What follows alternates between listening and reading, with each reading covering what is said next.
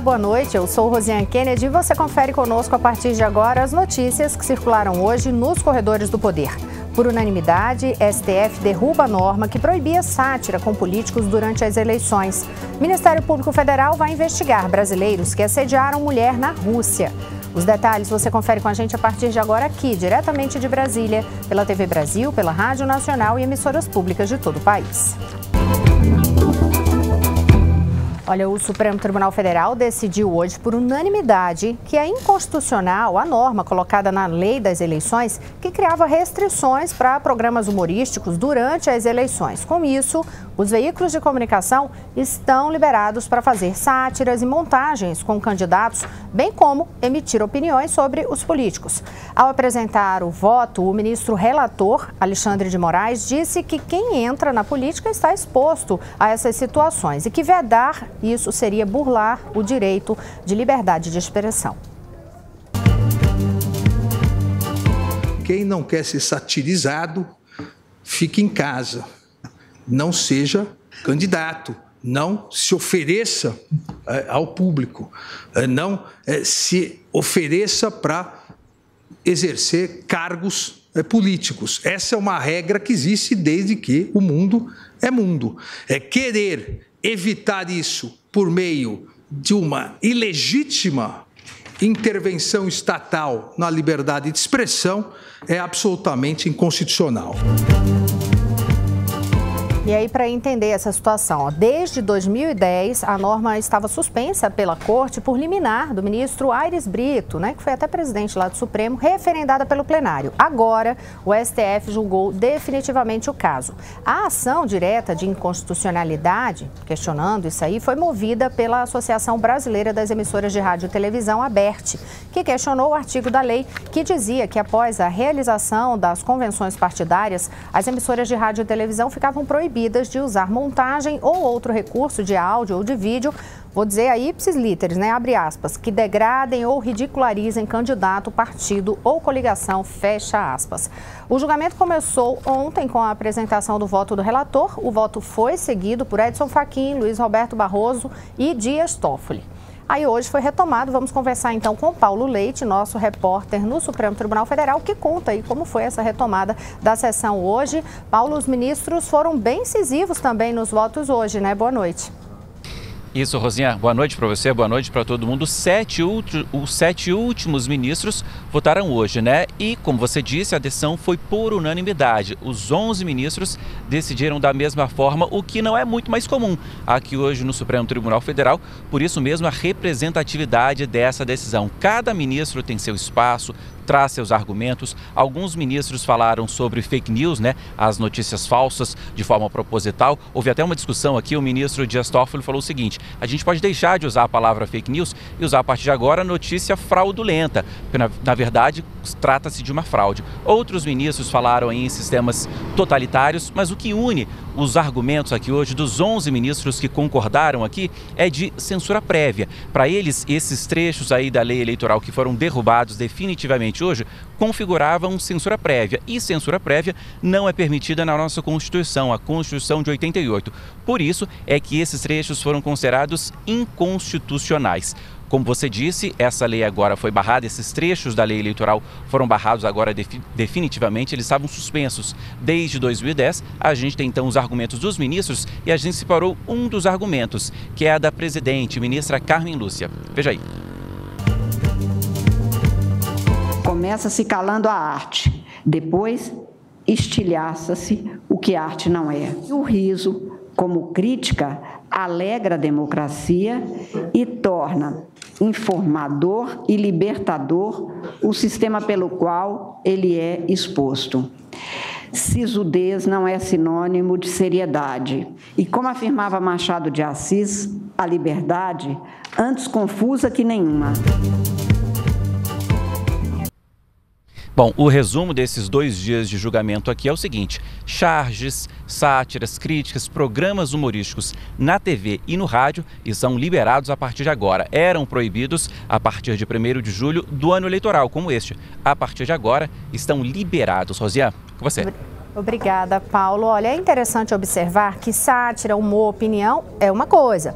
Já a notícia falsa é outra bem diferente. Aí sim, o boato. Aliás, a gente tinha até que dar uma pausa aí para poder entender, né? Quando se fala notícia falsa, na verdade não é nem notícia, é boato mesmo. Isso tem de ser combatido. Hoje, o debate sobre o tema fake news teve continuidade aqui em Brasília. O Brasil decidiu se unir à União Europeia para combater as fake news no período eleitoral. A ideia foi trocar experiências com países europeus que já adotaram medidas para enfrentar essas boatarias, como a responsabilização de plataformas online. O embaixador da União Europeia no Brasil, João Cravinho, ele ressaltou que a desinformação pode desestabilizar a democracia. Confira. Subestimar o poder de desinformação pode nos custar bem caro. Tão caro que o preço pode ser a destabilização das nossas democracias. As nossas sociedades são resilientes, mas ao mesmo tempo são vulneráveis. E é isso que está hoje em causa. E nessa matéria, Brasil, União Europeia e todas as sociedades democráticas têm um interesse comum. A Procuradora-Geral da República, Raquel Dodge, que participou do evento, disse que é importante que Brasil e União Europeia dialoguem sobre a experiência e os desafios para combater a desinformação, o que atualmente é potencializado aí pelas facilidades no ambiente virtual. Ela defendeu medidas em 5 frentes. Verifica aí quem estiver acompanhando com a gente pela televisão: auto-organização privada, educação digital, ferramentas para detectar desinformação, promover diversidade, pesquisar o impacto das fake news e responder adequadamente. E aí, Raquel Dodge ressaltou também que as sociedades livres e plurais estão mais expostas a esse fenômeno aí das fake news. E ela destacou que é fundamental antever o risco para garantir eleições justas, livres. Aí ela ressaltou que não pode haver censura prévia. Confira. Falsas são um fato novo a nos chamar a atenção pela elevada proporção, pela necessidade de novas ferramentas e, sobretudo, pelos riscos aos valores democráticos. Não cabe censura prévia, porque a censura prévia inviabiliza a democracia. Não cabe indiferença, porque as notícias falsas podem corromper a vontade do eleitor. Não se corrigem abusos com abusos. É preciso nos auto-organizarmos para detectar as notícias falsas. Liberdades são defendidas, sobretudo, pelo exercício da cidadania. Democracia se garante com mais e melhor democracia.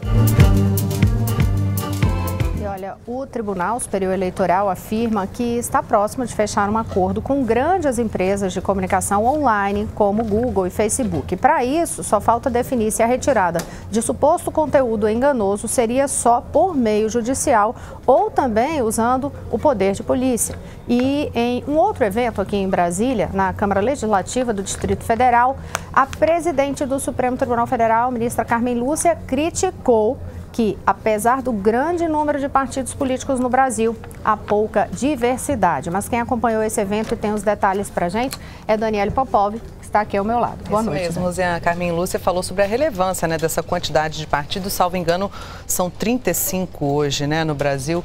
Bom, mas a ministra criticou hoje a organização dos partidos brasileiros e disse que a crise de representatividade política atual na democracia brasileira é culpa, em boa parte, da pouca diversidade, mesmo com grande quantidade.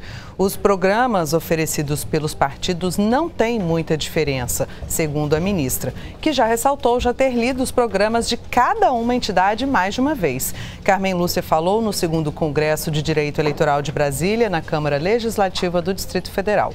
Ela citou como exemplo o Partido da Mulher Brasileira, que, à época em que obteve seu registro na Justiça Eleitoral, tinha em sua diretoria somente homens. A presidente do STF argumentou que era preciso, ao menos, a fala da mulher para representar mulheres. No entanto, apesar das críticas, Carmen Lúcia voltou a afirmar que não se pode demonizar a política. nós não podemos ficar contra a política, porque o ser humano ainda não inventou outra forma de convivência no espaço plural de todos, senão pela racionalidade que a política nos oferece, por meio de instituições que possam nos garantir a segurança de direitos, a aplicação de direitos, e especialmente porque demonizar a política não faz com que nós não tenhamos o caos, provavelmente, em vários momentos. No caso brasileiro, como no mundo inteiro, nós estamos vivendo uma crise da democracia representativa. E o artigo 14 da Constituição estabelece formas de participação direta do cidadão no processo democrático da política brasileira. Muito aquém ainda do que nós podemos e deveríamos fazer, nós cidadãos. A ministra alertou que o número excessivo de partidos políticos causa falta de consenso e o cidadão não se sente representado. Disse que falta educação cívica sobre os partidos e seus programas e que é preciso que o cidadão exerça a responsabilidade cívica, faça valer a Constituição, ou seja, faça parte do processo todo. Bom, agora a gente muda de assunto, fala de Lava Jato. Na fase número 52, realizada hoje, a Polícia Federal prendeu um ex-diretor de subsidiária da Petrobras, mas quem tem os detalhes é a Jéssica Gonçalves, da Rádio Nacional. Jéssica, boa noite.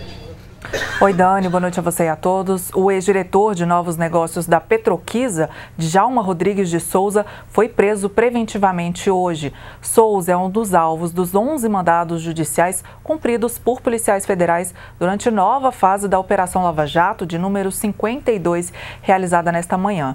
A ação tem o objetivo de ampliar as investigações de suspeitas de crimes praticados contra as subsidiárias da estatal. O advogado do ex-diretor confirmou que o cliente dele foi detido na cidade do Rio de Janeiro. Alegando ainda não ter tido acesso aos autos, optou por não comentar a prisão preventiva. Souza já tinha sido citado em mandados de prisão em uma outra etapa da Lava Jato, mas não chegou a ser preso. Nessa nova fase, ele é acusado de ter recebido mais de 17 milhões de reais entre dezembro de 2010 e março de 2014. Os alvos da operação são suspeitos de fraudar a contratação de serviços para a Petroquisa, beneficiando o grupo Odebrecht. Segundo a Polícia Federal, os processos de contratação eram direcionados pelos funcionários responsáveis pela seleção das prestadoras de serviço.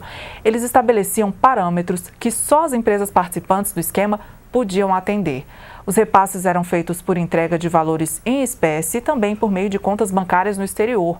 Os suspeitos podem responder pelos crimes de corrupção, crimes financeiros e lavagem de dinheiro. A ação foi realizada na cidade do Rio de Janeiro e nos municípios pernambucanos Timbaúba e Recife. Procurada, a Petrobras informou que trabalha em estreita parceria com as autoridades que conduzem a Operação Lava Jato. A Odebrecht destacou que as investigações desta fase têm origem em informações fornecidas na colaboração da empresa e de seus ex-executivos.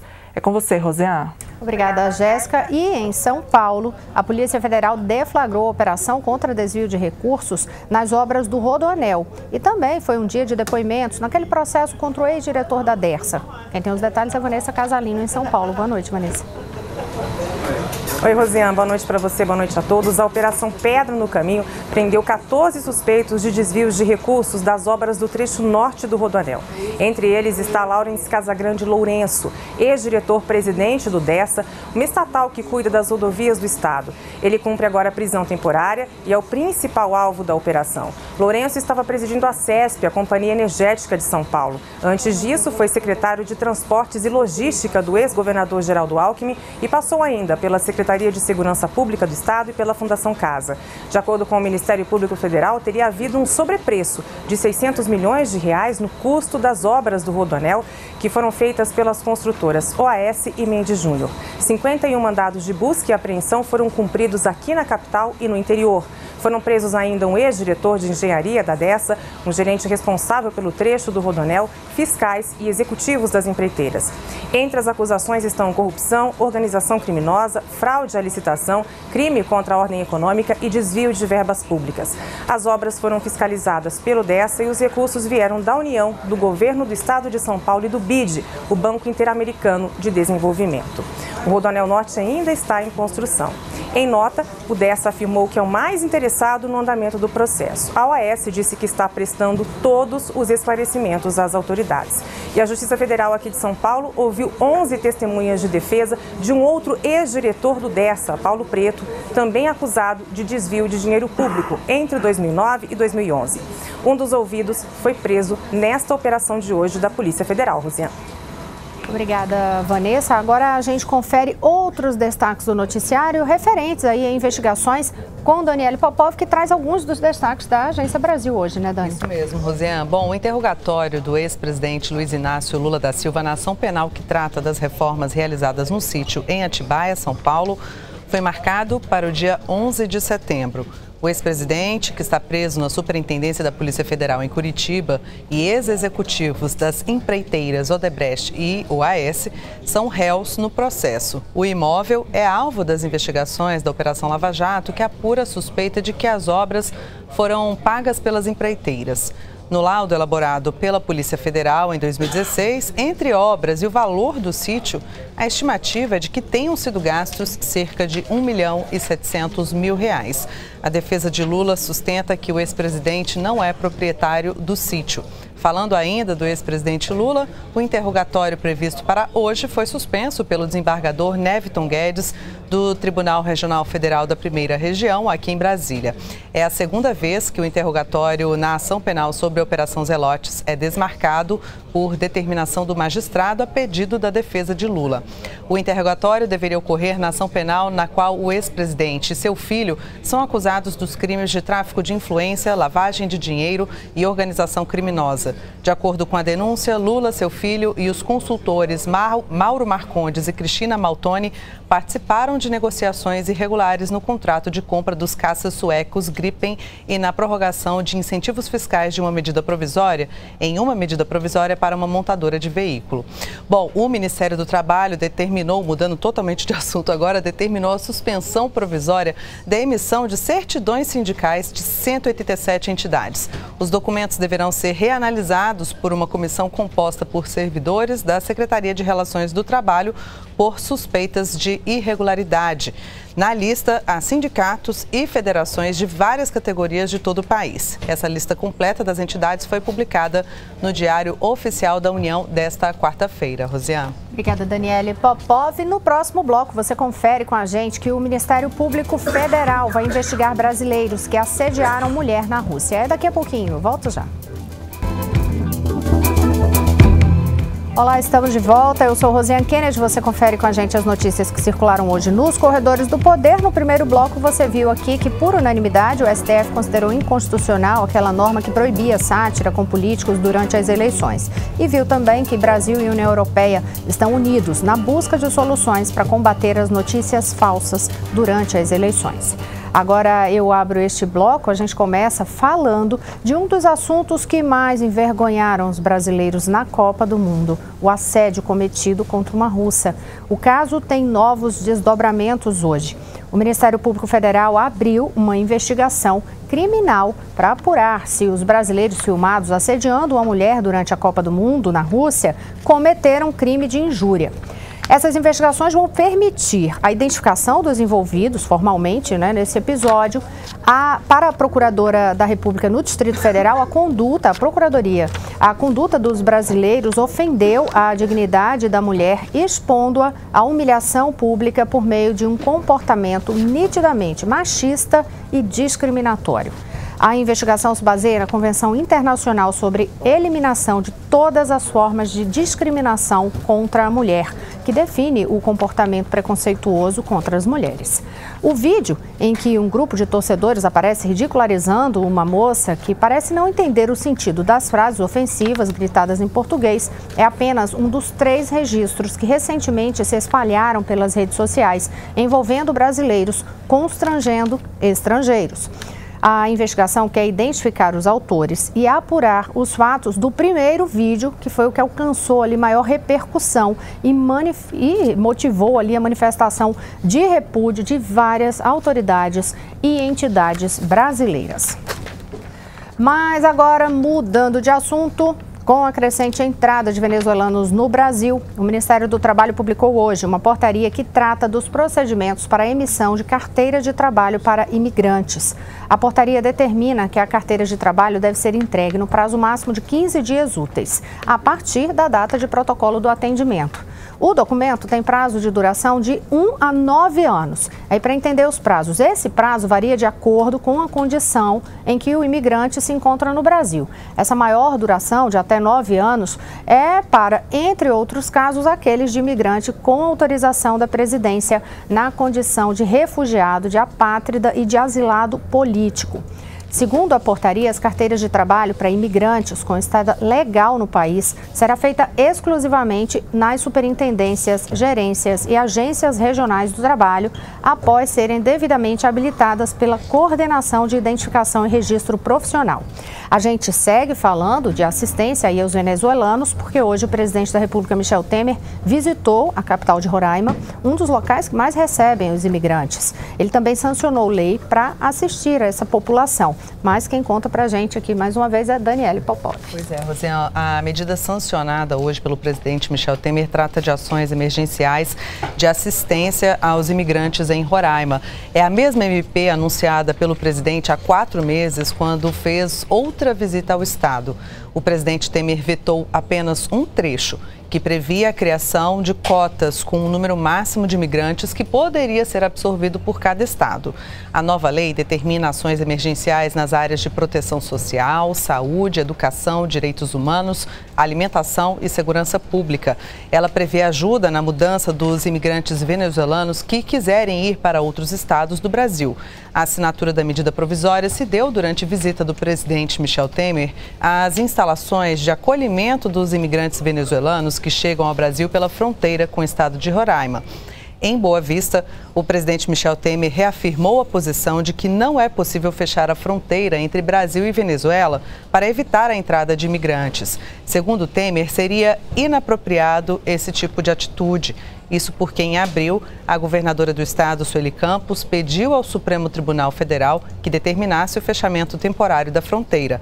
Na ocasião, Temer criticou a proposta. Durante a visita de Temer, ele inspecionou as estruturas do abrigo Novo Canaã, um dos 9 existentes em Roraima, para receber os venezuelanos.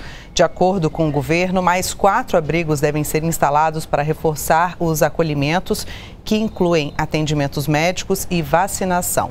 Em função do mau tempo em Roraima, o presidente Michel Temer cancelou a visita que faria a Pacaraima, cidade que faz fronteira com a Venezuela. Temer e comitiva fariam visita ao posto de identificação e recepção dos imigrantes venezuelanos. Rosiane. Obrigada, Dani. Olha, e não tem como falar de poder e não falar de segurança, né? Então, a gente não tem mesmo, porque segurança é um dos principais temas de poder na atualidade. E a gente fala de segurança? Vamos para o Rio de Janeiro conversar com Maurício de Almeida, saber quais foram as ações por aí hoje. Maurício, boa noite. Boa noite, Rosiane. Hoje as Forças Armadas fizeram uma grande operação nas comunidades da Babilônia e Chapéu Mangueira, que ficam no Leme, zona sul do Rio de Janeiro.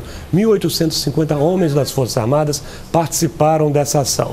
No local existe uma guerra de traficantes pela disputa do controle da venda de drogas. E no início do mês, 7 pessoas foram encontradas mortas numa praia que fica perto da região. Hoje, uma embarcação da Marinha patrulhou o litoral e homens do Exército fizeram buscas na mata. Foi uma grande operação, mas os resultados, infelizmente, foram pequenos. Apenas 2 pessoas foram presas e uma pistola apreendida. Agora, mudando de assunto, o governador Luiz Fernando Pezão apresentou hoje o plano estratégico para o desenvolvimento da região metropolitana do Rio de Janeiro para os próximos 25 anos. São 132 propostas em diversas áreas. As principais preocupações estão no combate à ocupação desordenada e também na busca para atrair mais investimentos para o Rio de Janeiro. Esse plano ainda precisa ser aprovado pela Assembleia Estadual. E hoje, na Assembleia, foi debatido o plano para o sistema penitenciário do Estado. Entre as principais propostas estão a convocação de um concurso público para a contratação de novos agentes e também mais benefícios para a categoria de agentes penitenciários. Rosiane. Obrigada, Maurício. Agora, algumas últimas notícias. O desmatamento no Cerrado teve queda nos 2 últimos anos em comparação com 2015, último ano de monitoramento da região. Em comparação com 2015 e 2016, em 2016 a redução foi de 43%. Já em 2017, a área devastada foi 38% menor que o que foi registrado ali em 2015. Nos últimos anos, o desmatamento foi mais evidente na região do Matopiba, que compõe os estados do Maranhão, Tocantins, Piauí e Bahia. Em Mato Grosso, a devastação também é grande. Nesses estados, o desmatamento é provocado principalmente e por causa da criação de gado e do plantio de soja. Os dados foram divulgados hoje pelo Ministério do Meio Ambiente. O ministro anunciou a criação de um novo sistema de monitoramento do bioma que passa a ser diário a partir deste ano. E com essas informações a gente vai encerrando nos Corredores do Poder. Hoje e amanhã a gente aguarda aqui novamente às 18h30. Até lá, boa noite a todos.